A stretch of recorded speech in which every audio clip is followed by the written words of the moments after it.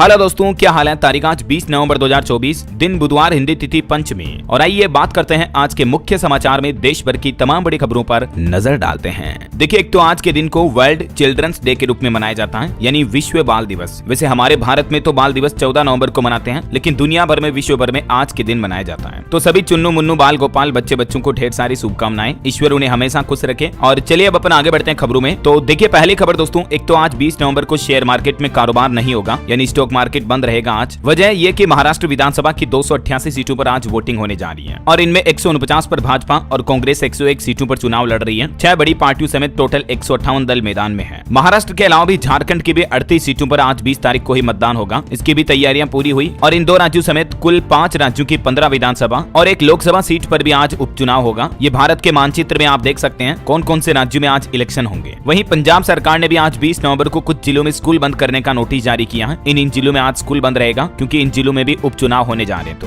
और पॉलिटिक्स से एक और खबर है, महाराष्ट्र चुनाव में दमदमी टकसाल करेगी भाजपा का समर्थन। चुनाव से ठीक पहले ये राजनीतिक पार्टी ने बीजेपी का समर्थन देने का ऐलान किया। मुख्य हरचरण खालसा ने यह बयान भी जारी किया। हालांकि कुछ सिख नेताओं ने इस पर आपत्ति भी जताई है। चलिए चुनाव के बाद अब अपन आगे बढ़ते हैं खबरों में। देखिए खबर, हीरा उपभोक्ताओं के हितों की रक्षा से संबंधित मसौदा तैयार करने के लिए केंद्रीय उपभोक्ता संरक्षण प्राधिकरण ने हितधारकों से परामर्श किया। बातचीत भी की देश में हीरा कारोबारियों के हित में। वहीं खबर है दोस्तों, पीएम मोदी ब्राजील में G20 समिट में ब्राजीली राष्ट्रपति से मिले। उन्होंने कहा कि हमने भारत से बहुत कुछ सीखा है, उसी तरह आयोजन चाहते हैं जैसा पिछले साल हुआ था। इस समिट में पीएम मोदी ने चिली और अर्जेंटीना के राष्ट्रपति से भी मुलाकात की। कई अहम मुद्दों पर चर्चा हुई। वहीं ब्राजील के राष्ट्रपति ने भी पीएम मोदी से कहा कि हमने भारत के फैसले को आगे बढ़ाया। और ब्राजील में चीन के विदेश मंत्री वांग यी से भी मिले हमारे विदेश मंत्री एस जयशंकर। इस दौरान भी भारत चीन के बीच डेमचोक डेपसांग से सैनिकों की वापसी पर चर्चा हुई। और एक अच्छी खबर तो ये दोस्तों की फिर से शुरू होगी मानसरोवर यात्रा। भारत और चीन के बीच सीधी फ्लाइट सेवा शुरू होने की संभावना पूरी तरह से नजर आ रही है, क्योंकि G20 समिट में इसको लेकर बातचीत भी हुई। चीन और भारत दोनों देशों के विदेश मंत्री ने इस मुद्दे को लेकर बातचीत की, तो भारत चीन के बीच सीधी उड़ान सेवा वापस शुरू हो सकती है। कैलाश मानसरोवर की यात्रा भी अब सीधी फ्लाइट के जरिए कर पाएंगे। भारत चीन के रिश्तों पर सुधार को लेकर ये अच्छी खबर आई है। वही खबर है, विजय माल्या और नीरव मोदी जैसे भारत से पैसे लेकर भागने वालों की अब खेर नहीं, क्योंकि देखिए इस G20 समिट में कीर स्टारमर से मिले पहली बार PM Modi. Free trade agreement समेत कई अहम मुद्दों पर बातचीत हुई। और ये कीर स्टारमर कौन है पता है? ये ब्रिटेन के प्रधानमंत्री है। और इस मुलाकात के दौरान दोनों नेताओं ने विजय माल्या और नीरव मोदी जैसे भगोड़ों का भी मुद्दा उठाया, क्योंकि ये अक्सर भागकर ब्रिटेन लंदन वगैरह चले जाते हैं। तो जल्दी नीरव मोदी विजय माल्या को भारत वापस लाया जाएगा। पीएम मोदी ने यूके पीएम से इनके प्रत्यर्पण पर भी बातचीत की। और खबर है कि अगले साल FTA पर भी बात शुरू करेंगे भारत और ब्रिटेन। पीएम मोदी और कीर स्टारमर के बीच अहम बैठक में इस मुद्दों को लेकर भी सहमति बनी। और बताया जा रहा है कि जल्द ही भारत और ब्रिटेन के बीच फ्री ट्रेड एग्रीमेंट पर भी बातचीत फिर से शुरू होगी। है ना। तो ये कुछ पीएम मोदी के ब्राजील विदेश दौरे और G20 समिट के अपडेट रहे। चलिए अब अपन आगे बढ़ते हैं खबरों में। देखिए, एक तो भारत के लिए बड़ी अच्छी गर्व की बात है, एलन मस्क की कंपनी स्पेसएक्स ने भारतीय अंतरिक्ष एजेंसी इसरो के रॉकेट सैटेलाइट GSAT-N2 को लॉन्च किया। और इससे भारत में कम्युनिकेशंस इंफ्रास्ट्रक्चर इंप्रूव होगा और हवाई यात्रा के दौरान भी अब आप इंटरनेट का इस्तेमाल कर पाएंगे। ये लॉन्चिंग भी सफल रही है। वहीं बड़ी खबर देखिए, भाजपा महासचिव पर पैसे बांटने का आरोप लगा। FIR भी दर्ज हुई। दावा किया जा रहा कि ये 5 करोड़ रुपए लाए थे। मुंबई में होटल से मिले 9 लाख रुपए। महाराष्ट्र में विधानसभा चुनाव की वोटिंग से ठीक एक दिन पहले भाजपा के राष्ट्रीय महासचिव विनोद तावड़े पर ये पैसे बांटने का आरोप लगा है। चलिए दोस्तों, प्याज की महंगाई पर देखिए अगली अच्छी खबर। दिल्ली समेत देश के कई राज्यों में पहुंचाई जा रही प्याज की खेप। केंद्र सरकार ने कोल्ड स्टोरेज में रखे प्याज को निकालने का भी फैसला किया है। देश भर में बढ़ रही प्याज की कीमतों को लेकर एक और अच्छी खबर है। नासिक से 840 मीट्रिक टन प्याज लेकर दिल्ली पहुंची कांदा एक्सप्रेस ट्रेन की एक और खेप। और खबर देखिए दोस्तों, दिल्ली के भारत मंडपम में 6.5 करोड़ साल पुराने डायनासोर के अंडे को प्रदर्शनी के लिए लगाया गया। यहाँ देखने वालों की भीड़ भी उमड़ी, देख सकते हैं आप तस्वीरें। और भारत का एक मेगा प्लान देखिए, अमोनिया, हाइड्रोजन और बिजली से चलने वाले जहाज बनाएगा भारत। दुनिया के सामने रखा विजन 2047। दरअसल दक्षिण एशिया का सबसे बड़ा समुद्री विचार पर आधारित शिखर सम्मेलन सागर मंथन नई दिल्ली में शुरू हुआ। और इस दौरान भारत ने जल मार्ग और पानी के जहाज में बेहतरीन टेक्नोलॉजी बढ़ाने पर भी विचार विमर्श किया। पीएम मोदी ने भी सागर मंथन समारोह की सफलता की अपील की और कहा कि राष्ट्रों की सुरक्षा समृद्धि महासागरों से जुड़ी हुई है। चलिए अगली खबर देखिए, मध्य प्रदेश में टैक्स फ्री होगी film the Sabarmati report. Madhya Pradesh के मुख्यमंत्री मोहन यादव बोले कि मैं खुद भी देखने जाऊंगा, मंत्री और विधायकों को भी भेजेंगे। अभी एक दिन पहले आपको बताऊंगा पीएम मोदी भी इस फिल्म की तारीफ कर चुके हैं। और मध्य प्रदेश के बाद छत्तीसगढ़ सरकार ने भी फैसला लिया, इस द साबरमती रिपोर्ट फिल्म को यहाँ भी टैक्स फ्री कर दिया है। तो दर्शकों को इससे छूट मिलेगी। दर्शकों को भी सस्ते टिकट में ये फिल्म मूवी देखने का मौका मिलेगा। 22 साल पहले हुए गोधरा कांड पर आधारित है ये फिल्म। 27 फरवरी 2002 को गुजरात में गोधरा रेलवे स्टेशन पर साबरमती ट्रेन में आग लगा दी गई थी। तो इसी घटना पर आधारित है ये फिल्म, है ना। चलिए अगली खबर देखिए, गृह मंत्री अमित शाह बोले भाजपा सरकार में देश में हिंसा घटी है। पिछले 10 सालों में जम्मू कश्मीर, नॉर्थ ईस्ट और नक्सल इलाकों में हिंसक घटनाएं 70% तक कम हुई। वैसे अभी मणिपुर में काफी काफी हिंसा फैली हुई है, आपको पता होगा। अभी 7 जिलों में तो अगले 2 दिन तक इंटरनेट बैन को और बढ़ा दिया है। स्कूल कॉलेज भी बंद पड़े हैं। केंद्र सरकार ने भी 50 और आर्म्ड फोर्सेज की कंपनियां भेजी हैं। मणिपुर में मारे गए कुकी उग्रवादियों के समर्थन में प्रदर्शन भी किया लोगों ने। सैकड़ों लोग खाली ताबूत लेकर सड़कों पर उतरे हैं। कांग्रेस बोली कि मोदी जी मणिपुर जाइए, देखिए हालात क्या है वहाँ। इधर हिमाचल प्रदेश में भी देखिए आप, इस्लामी जिहाद मुर्दाबाद के नारे लगाए गए। मंडी में आक्रोश रैली निकाली। मस्जिद का अवैध निर्माण तोड़ दें और नीचे की खुदाई पर अड़े हिंदू संगठन। वहीं खबर है सुप्रीम कोर्ट और इलाहाबाद हाईकोर्ट को उड़ाने की धमकी दी गई। मथुरा ईदगाह केस में सुनवाई से पहले पाकिस्तान से ऐसा मैसेज आया, कहा कि सभी हिंदू मंदिरों को उड़ाएंगे। क्योंकि कल यूपी मथुरा में श्री कृष्ण जन्मभूमि ईदगाह मामले में हाईकोर्ट में 3 घंटे तक सुनवाई चली।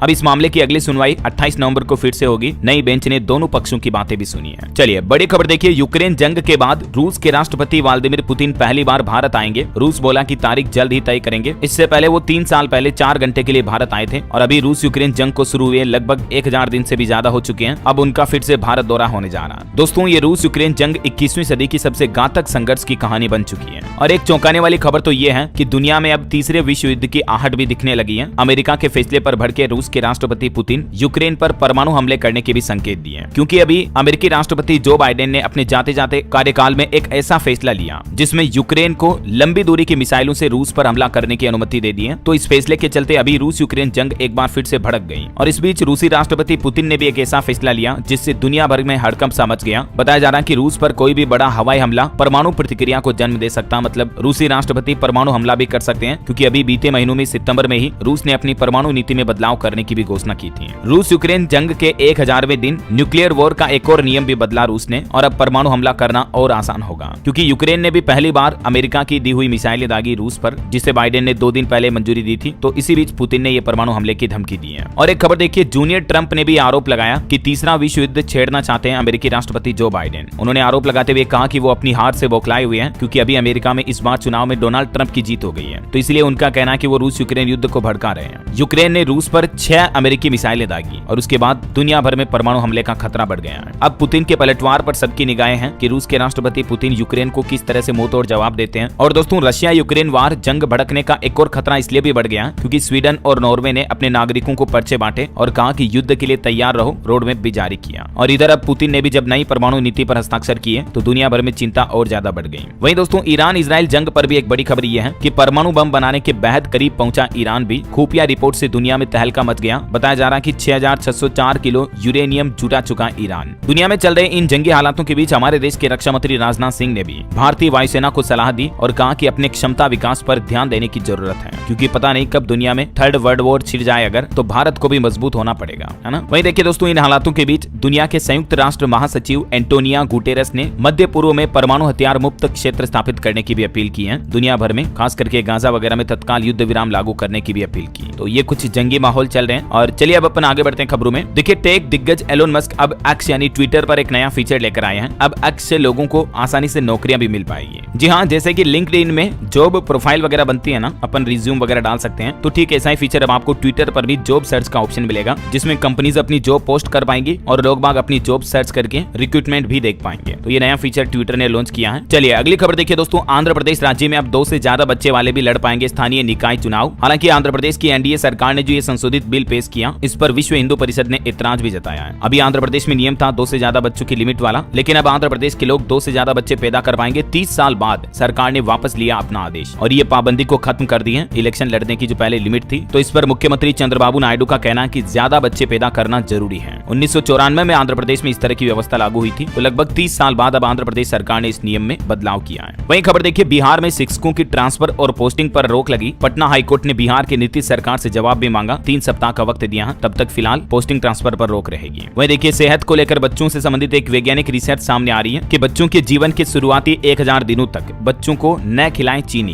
क्योंकि मीठा ज्यादा खाना छोटे बच्चों को बीमार कर रहा है। आजकल के बच्चे जो चॉकलेट खाते हैं, डेयरी मिल्क, किटकैट, 5 स्टार और भी कई तरह की मीठी मीठी चॉकलेटें आती हैं। तो विश्व प्रसिद्ध जनरल साइंस में पब्लिश एक वैज्ञानिक स्टडी के मुताबिक अगर शिशु को जन्म के बाद शुरुआती 1000 दिनों तक शुगर न दिया जाए तो एडल्ट लाइफ में, मतलब जब वो बड़े होते हैं ना, तब उन्हें क्रोनिक डिजीज होने का जोखिम काफी कम हो जाता है। तो बच्चों को ज्यादा मीठी चॉकलेटें ना खिलाएं, ध्यान रखें। दुनिया के कई देशों ने तो बच्चों के लिए फूड पर एडेड शुगर को भी बैन कर रखा है। England, Wales, Germany, America, France, Switzerland वगैरह ने, क्योंकि छोटे बच्चों को चीनी खिलाने के काफी ज्यादा नुकसान है। इससे बच्चों की ग्रोथ प्रभावित हो सकती है, बच्चे का वजन बढ़ सकता है, पाचन संबंधित दिक्कतें हो सकती है, मेटाबॉलिज्म स्लो हो जाता है, दांतों से जुड़ी समस्याएं और एलर्जिक रिएक्शन भी होता है। मतलब देखिए आप कितने ज्यादा साइड इफेक्ट हैं बच्चों को चीनी खिलाने के। देश के एक्सपर्ट डॉक्टर्स का भी यही कहना है इस रिसर्च के बाद कि बच्चों को ज्यादा शुगर ना खिलाएं, बल्कि बच्चों में हेल्दी खाने की आदत डालें। फल फ्रूट खिलाएं, उन्हें जूस खिलाएं पिलाएं, सब्जियां खिलाएं, ड्राई फ्रूट्स खिलाएं, सलाद दें, अच्छी चीजें खिलाएं, कहने का मतलब है ना। तो ये तो हो गई बच्चों की रिसर्च की बात। और चलिए अगली खबर देखिए आप। कल विश्व शौचालय दिवस था, आपको पता होगा, और इस मौके पर केंद्र सरकार ने कहा कि हमारा शौचालय हमारा सम्मान है। एक नए राष्ट्रव्यापी अभियान की शुरुआत की भारत के जल शक्ति मंत्रालय की तरफ से। विश्व शौचालय दिवस के मौके पर ये 3 सप्ताह के इस नाम से नए अभियान की शुरुआत की है। इसका मकसद है स्वच्छता को बढ़ावा देना, और जहां अभी तक भी शौचालय नहीं है तो वहां शौचालय को अभी भी डेवलप करने का प्रयास करेगी सरकार, लोगों को जागरूक करेगी, है ना। वहीं दोस्तों प्रदूषण पर बड़ी खबर देखिए। दिल्ली के कई इलाकों में तो AQI अब 500 तक पहुंचा, और बढ़ते प्रदूषण को रोकने के लिए ज्यादा प्रयासों की जरूरत है। देश भर के एक्सपर्ट का भी ये कहना है। अभी एक दिन पहले आपको पता होगा दोस्तों, दिल्ली प्रदूषण मामले पर सुप्रीम कोर्ट में भी सुनवाई हुई। सुप्रीम कोर्ट ने कहा 12वीं तक के स्कूल बंद करो, तो कई राज्यों में कर भी दिए गए, दिल्ली समेत। और कांग्रेस सांसद शशि थरूर भी बोले कि दिल्ली नवंबर से जनवरी तक रहने लायक इलाका ही नहीं रहा है, क्या इसे देश की राजधानी बने रहना चाहिए। विपक्ष ने भी ये तंज कसा दिल्ली में बढ़ रहे प्रदूषण पर। दिल्ली की एयर क्वालिटी बेहद खतरनाक लेवल तक पहुंच चुकी है। विजिबिलिटी 150 मीटर तक रह गई है। 100 फ्लाइट्स देरी से पहुंची, 15 डाइवर्ट की गई। 12वीं तक के क्लासेस भी ऑनलाइन कर दिए गए हैं इन प्रदूषण के हालातों के चलते हैं। एक बड़ी चिंताजनक रिपोर्ट देखिए, वैज्ञानिकों की रिसर्च में पता चला है कि बीते 18 साल में 72% तक प्रदूषण बढ़ा हमारी दिल्ली में। विकट हालात में लोगों की सेहत को काफी ज्यादा नुकसान पहुंच रहा है, और जो इन क्षेत्र में रहते हैं लोग बाग, ऐसे प्रदूषित इलाकों में, उनकी जिंदगी के 7 साल कम हो जाते हैं। मतलब जल्दी मरते हैं ऐसे लोग बाग, 7 साल कम जीते हैं, क्योंकि रोजाना कई सिगरेट पीने जितना तो नुकसान उन्हें सिर्फ सांस लेने से हो रहा है। और इसी बीच दोस्तों, दिल्ली में बढ़ते प्रदूषण पर नियंत्रण लगाने के लिए मंत्री ने कृत्रिम बारिश की भी मंजूरी मांगी है केंद्र सरकार से। दिल्ली के पर्यावरण मंत्री गोपाल राय ने केंद्र सरकार को चिट्ठी लिखी और कहा कि दिल्ली को अब आर्टिफिशियल रेन ही, यानी कृत्रिम बारिश ही प्रदूषण से बचा सकती है। तो देखते हैं इस पर केंद्र सरकार भी क्या फैसला सुनाती है। बाकी दिल्ली से सटे कुछ शहरों में अब वर्क फ्रॉम होम भी शुरू हो चुका है। प्राइवेट और कॉर्पोरेट दफ्तरों के लिए भी प्रशासन ने एडवाइजरी जारी की। हरियाणा, गुरुग्राम वगैरह में ये नया वर्क फ्रॉम होम सिस्टम भी लागू हुआ। और एक खबर अच्छी है, दिल्ली से सटे इस शहर के 24 मार्गों पर चलेगी 500 इलेक्ट्रिक बसें। गौतम बुद्ध नगर और इसके आसपास रहने वाले लोगों के लिए अच्छी खबर है, क्योंकि इन्हीं रूट पर ये नई 500 इलेक्ट्रिक बसें चलाने का फैसला किया है प्रशासन ने। इसके अलावा देखिए, दिल्ली परिवहन विभाग ने भी वाहनों की फिटनेस जांच के लिए एक नया आदेश जारी किया, जिसमें अब ये काम वाहन निरीक्षण इकाई VIU को सौंपा गया है। वहीं दिल्ली के अलावा पंजाब में भी देखिए 888 जगहों पर और पराली जलाने की घटनाएं पकड़ी गई बीते 12 घंटों के दौरान। चंडीगढ़ में कोहरे का ऑरेंज अलर्ट, अमृतसर में भी AQI 250 के लगभग चल रहा है। और एक मीडिया रिपोर्ट्स तो ये भी आ रही दोस्तों कि हमारे पड़ोसी देश पाकिस्तान और अफगानिस्तान से भी दिल्ली में प्रदूषण आ रहा है, क्योंकि पाकिस्तान के लाहौर में तो AQI 2000 के भी पार चल रहा। मतलब देखिए आप, सारे लेवल टूट गए, बहुत गंभीर खतरनाक लेवल पर पहुंच चुका है लाहौर में प्रदूषण का स्तर अभी। तो ये प्रदूषण के हालात चल रहे हैं दिल्ली और दुनिया भर में। और चलिए अगली खबर देखिए, हरियाणा से एक अनोखी घटना सामने आई है। 11 पौधे देकर बेटी को विदा किया। पिता ने दूल्हे को 1 रुपए का सुगुन दिया और दहेज प्रथा को समाज के लिए बीमारी बताया। बहुत ही अच्छा संदेश दिया। हरियाणा के नारनौल में एक पिता ने बिना दहेज के अपनी बेटी की शादी की, मात्र 1 रुपए में कन्यादान किया। इससे पहले भी मैंने आपको एक इंडियन आर्मी के जवान की इसी तरह की शादी बताई थी। ये खबरें मैं इसलिए बताता हूँ ताकि समाज में एक अच्छा संदेश जाए, है ना, क्योंकि अभी भी हमारे समाज में दहेज प्रथा की काफी कुरीतियां फैली हुई हैं। बहरहाल अभी तो कुछ और महत्वपूर्ण और काम की खबरें देखेंगे दोस्तों अपन, लेकिन फिलहाल वक्त हो चला आज के ताजा मौसम समाचार जानने का। तो देखिए, एक तो चक्रवात तूफान का एक और अलर्ट जारी हुआ। बंगाल की खाड़ी में एक नया साइक्लोन बन रहा है। IMD की तरफ से चेतावनी जारी करते हुए कहा कि 21 नवंबर से ये तूफान तबाही मचा सकता है, और ये चक्रवाती तूफान 22 से 23 नवंबर के बीच और अधिक तीव्र हो सकता है। इससे पहले आपको पता होगा, इस सीजन का पहला चक्रवात तूफान दाना आया था, और इस नए तूफान का नाम फेनगल रखा जाएगा। इस तूफान की वजह से श्रीलंका में भी तबाही मच सकती है।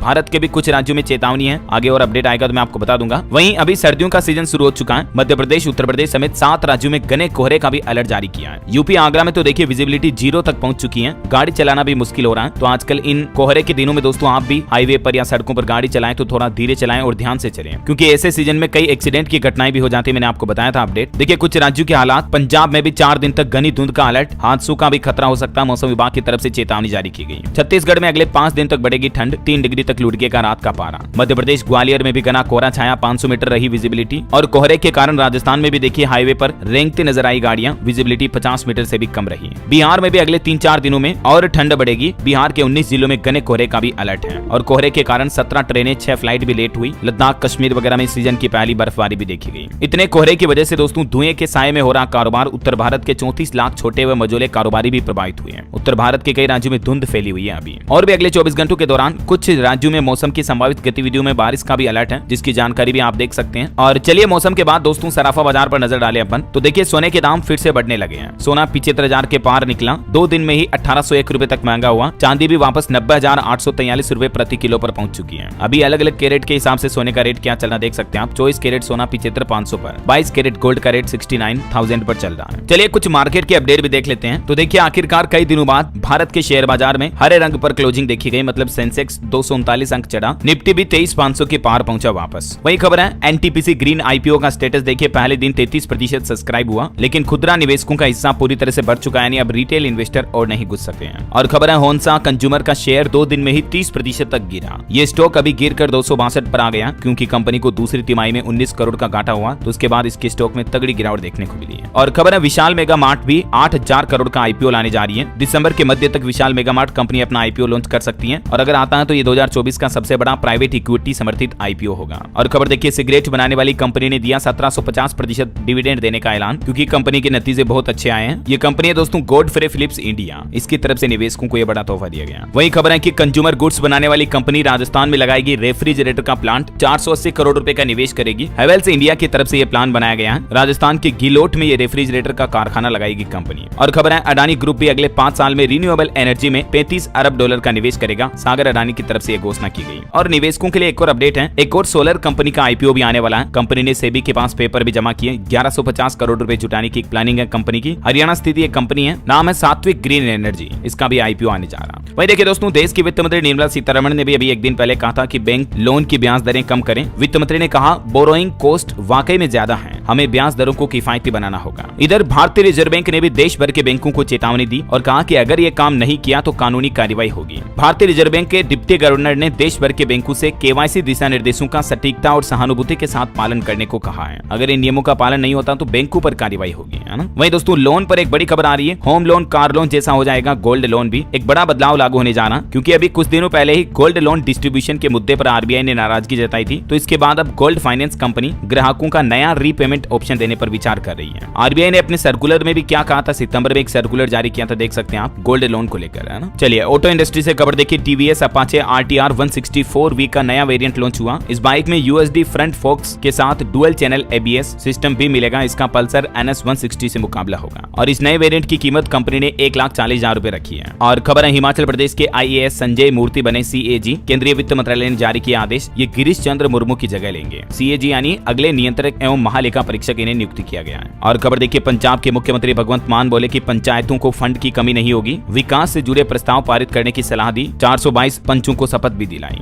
इंडियन रेलवे का एक नया प्लान देखिए दोस्तों, नवंबर के अंत तक 370 ट्रेनों में जोड़े जाएंगे 1000 नए जनरल कोच, ताकि रेल यात्रियों की भीड़ और कम हो सके, लोगों को आने जाने में दिक्कत ना हो, है ना। वहीं एग्रीकल्चर पर देखिए, कृषि मंत्री ने चिंता जताते हुए कहा कि देश की 30% खेती की जमीन पर मिट्टी की गुणवत्ता खराब हो रही है, जिसे सुधार करना जरूरी है। और हिमाचल प्रदेश के लोगों को बिजली का बड़ा झटका लगने वाला है, क्योंकि बिजली उपभोक्ताओं को अब देना होगा पर्यावरण और दूध उपकर भी, मतलब इन्वायरमेंट और मिल्क टैक्स लगेगा बिजली बिल के ऊपर। इस नए विधेयक को हिमाचल प्रदेश के राज्यपाल ने भी मंजूरी दे दी है। राज्य के 22 लाख घरेलू उपभोक्ताओं को अब प्रति यूनिट 10 पैसे दूध उपकर के रूप में चुकाने होंगे। तो प्रति यूनिट उनके 10 पैसे रेट तो इस वजह से बढ़ जाएंगे। इसके अलावा 2 पैसे से लेकर 6 पैसे तक पर्यावरण उपकर के तौर पर भी चुकाने होंगे। तो लगभग 12 से 16 पैसे प्रति यूनिट बिजली की रेटें बढ़ जाएगी हिमाचल प्रदेश में लोगों की, ठीक है। और खबर है दोस्तों उत्तर प्रदेश में देखिए, लखनऊ में बनेगी देश की पहली नाइट सफारी। 900 एकड़ में इसका विस्तार होगा। लखनऊ में खुलने जा रही ये जंगल सफारी, ये देश की पहली और विश्व की दुनिया की 5वीं नाइट सफारी है, जो हमारे यूपी के लखनऊ में खुलने जा रही है। मुख्यमंत्री योगी आदित्यनाथ ने ऑफिशियली इसकी घोषणा की है और इसे दिसंबर 2026 तक पर्यटकों के लिए भी खोल दिया जाएगा। किसान भाई लोगों से जुड़ा एक और अपडेट आ रहा, पीएम किसान योजना में नाम जुड़वाने का मौका है। सरकार ने एक महाअभियान शुरू किया। अगर आप भी प्रधानमंत्री किसान योजना में अभी तक फॉर्म नहीं भरे हैं और जुड़ना चाहते हैं, तो 15 दिसंबर तक MP सरकार की तरफ से अभियान निकाला गया है, राजस्व महाअभियान 3.0 के नाम से। तो किसान भाई लोग इस अभियान में हिस्सा लेकर जुड़ सकते हैं। पीएम किसान पोर्टल के माध्यम से भी आप ऑनलाइन आवेदन कर सकते हैं। चलिए टेक न्यूज से खबर देखिए, एंड्रॉइड 15 में मिला तगड़ा अपडेट। अब पहले से कई ज्यादा फास्ट चलेगी आपके मोबाइल फोन की बैटरी, क्योंकि कंपनी ने अपने ऑपरेटिंग सिस्टम में ये नया अपडेट जारी किया है। और भारत में देखिए मेटा कंपनी को भी बड़ा झटका लगा। मेटा व्हाट्सएप पर 213 करोड़ का जुर्माना और 5 साल का बैन लगा दिया है। मतलब बैन इस बात पर लगा कि व्हाट्सएप पर मेटा की दूसरी कंपनियों के साथ डेटा शेयर नहीं कर पाएगी। तो CCI के इस फैसले पर मेटा ने आपत्ति भी जताई और व्हाट्सएप डेटा शेयरिंग मामले में एंटी ट्रस्ट आदेश के खिलाफ अपील करने की भी बात कही है मेटा ने। चलिए अगली खबर देखिए, इस राज्य में शुरू हुआ भारत का पहला ऑनलाइन कोर्ट 24 आवर्स यानी 24 घंटे इसमें सुनवाई होगी और ये पहला ऑनलाइन कोर्ट केरल के कोल्लम में शुरू हुआ है। ये कोर्ट 24 घंटे तक चलेगा और इसमें इस महीने की 20 तारीख से यानी आज से ही मामलों पर सुनवाई होना भी शुरू हो जाएगी।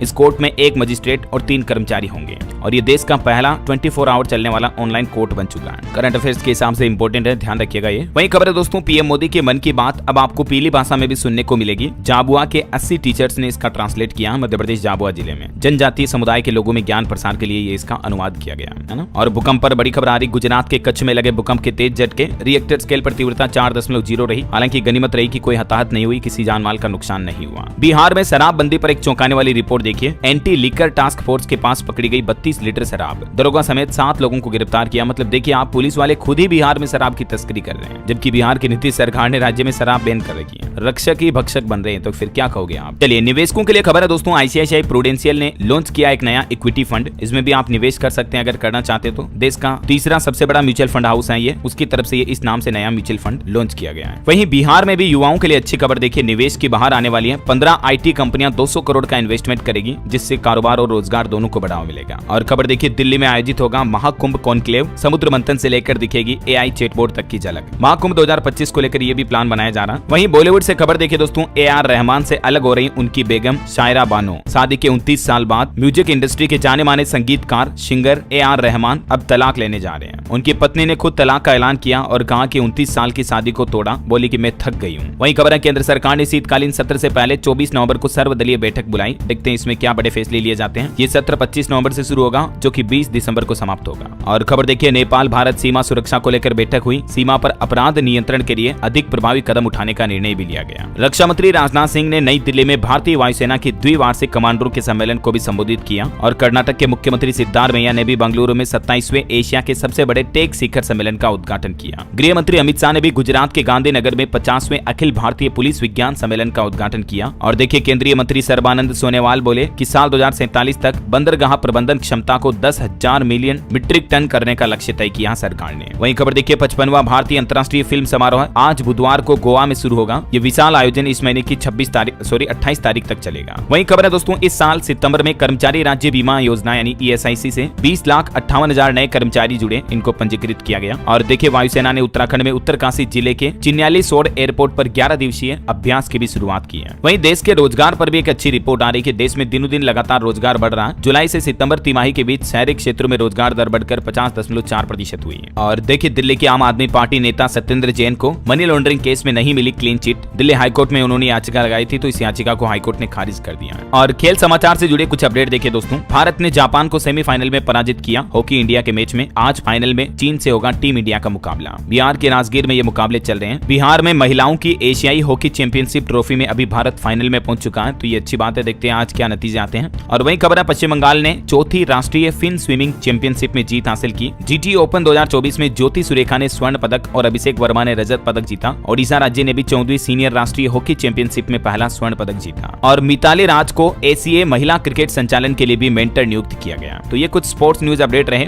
वहीं खबर देखिए दोस्तों, भारत की साइबर सुरक्षा को मजबूत करने के लिए भारत NCX 2024 का भी शुभारंभ किया गया। मतलब भारत राष्ट्रीय साइबर सुरक्षा अभ्यास, जो कि 12 दिन तक चलेगा, 29 नवंबर तक, ठीक है। इसके अलावा देखिए, कोल इंडिया लिमिटेड को लंदन में मिला प्रतिष्ठित ग्रीन वर्ल्ड अवार्ड्स 2024 भी। ये भारत की सार्वजनिक क्षेत्र की कंपनी है जिसको ये अवार्ड मिला है। और सेबी का एक प्लान देखिए दोस्तों, SME IPO पर कंसल्टेशन पेपर जारी किया। एप्लीकेशन साइज बढ़ाकर 2 लाख या 4 लाख करने का प्रस्ताव भी रखा सेबी ने। और एक बदलाव देखिए, हरियाणा विधानसभा में अब एक्टिंग नहीं बल्कि प्रोटेम स्पीकर शब्द का इस्तेमाल होगा। अध्यक्ष हरविंद्र कल्याण ने ये नया नियम लागू किया। खबर है, बिहार के नीतीश सरकार का एक अहम फैसला, अब AI यानी आर्टिफिशियल इंटेलिजेंस और मशीन लर्निंग के जरिए सड़कों की जानकारी ली जाएगी। बिहार के इंजीनियर्स भी अलर्ट हुए और बिहार राज्य में अब मतलब टूटी फूटी सड़कों का समाधान टेक्नोलॉजी के माध्यम से किया जाएगा, है ना। वहीं खबर है, कनाडा ने भारतीयों के लिए एक अच्छी खुशखबरी दी। अब वर्क परमिट के बिना भी सप्ताह में 24 घंटे काम कर सकेंगे भारतीय छात्र। कनाडा सरकार की तरफ से भारतीय स्टूडेंट के लिए ये राहत भरी खबर दी है। और खबर है दोस्तों, आंध्र प्रदेश में तिरुमाला मंदिर में दर्शन के नियमों में बदलाव किया गया। अब सिर्फ 2 घंटे में होंगे भगवान वेंकटेश्वर के दर्शन। ये समय और नई व्यवस्थाओं में बदलाव किया गया। और खबर देखिए, 64 करोड़ का बकाया नहीं चुका पाई हिमाचल प्रदेश की सुक्खू सरकार, तो हाईकोर्ट ने हिमाचल भवन को कुर्क करने का आदेश भी जारी कर दिया है। दिल्ली के मंडी हाउस के पास ये हिमाचल भवन स्थित है। और एक अच्छी खबर देखिए, भारत में स्थापित रिन्यूएबल एनर्जी क्षमता मार्च 2026 तक 250 गीगावाट तक पहुंचने की उम्मीद है। हालिया क्रेडिट रेटिंग एजेंसी ICRA की रिपोर्ट में ये जानकारी दी गई। वहीं खबर देखिए, असम राज्य सरकार ने बदला करीमगंज जिले का नाम और अब इस जिले को श्रीभूमि जिले के नाम से जाना जाएगा। असम के मुख्यमंत्री हिमंत विश्व शर्मा विधानसभा सरकार की तरफ से ये बड़ा फैसला लिया गया। चलिए कुछ और स्टेट न्यूज अपडेट देख लेते हैं फटाफट से। देखिए हमारे देश के पूर्व राष्ट्रपति